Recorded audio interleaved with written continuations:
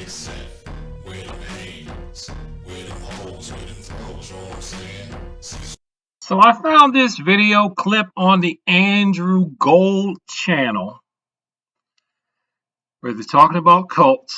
Anybody that's been around the martial arts for long enough has probably heard some people talk about cults.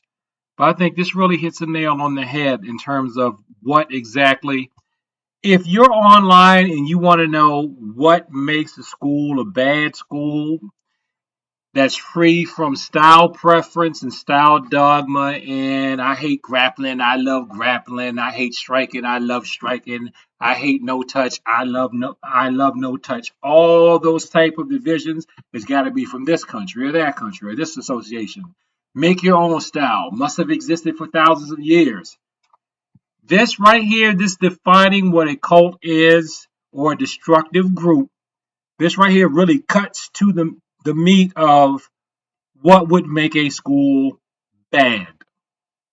So let's take a listen and a look.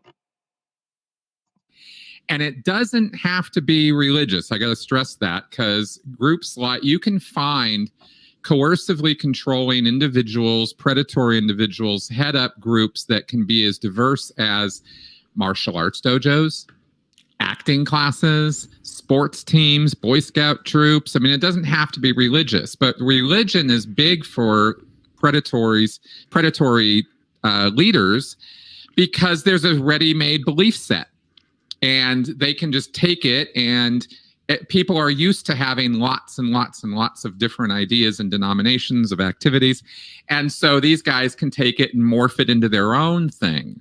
You know, and we'll talk a little bit about that during the show here with somebody like a Jim Jones.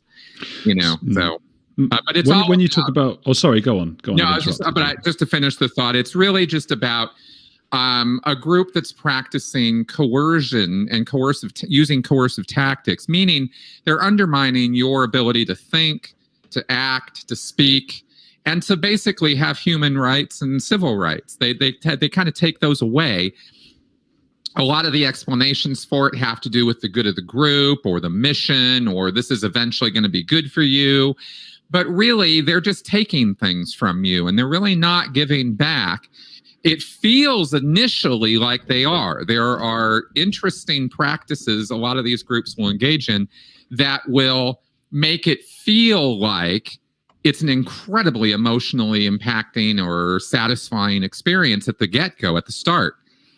And in a way, some people even get a little addicted to those feelings, that awe, that euphoria that they feel, because it's so powerful, especially in a group.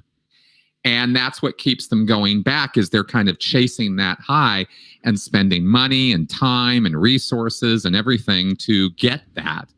And that's where we go, hey, you know what, with the whole, you know, these groups tend to be very isolationist, very, you know, sort of secluded, kind of, you know, us versus them, and those are the bad guys and we're the good guys, and we have the truth and they don't, and, you know, this kind of thing. And it manifests.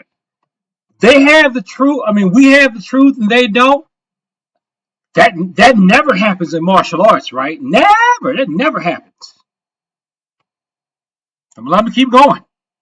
Manifests in thousands of different ways, but basically that's the kind of group we're talking about. And that is the kind of school, gym, club that you should avoid. That's it. They're violating your human rights. They're violating your civil rights. They act like nobody else could possibly know how to do anything but them. Big red flag. Now, if you like what you're doing and you feel like, hey, it's great, it's wonderful, you know, this is what I like to do, that's different. There's a difference between taking pride in what you do or liking what you do, or thinking that, hey, out of your arrogance, thinking that it's the best, then like really being culty about it. Peace.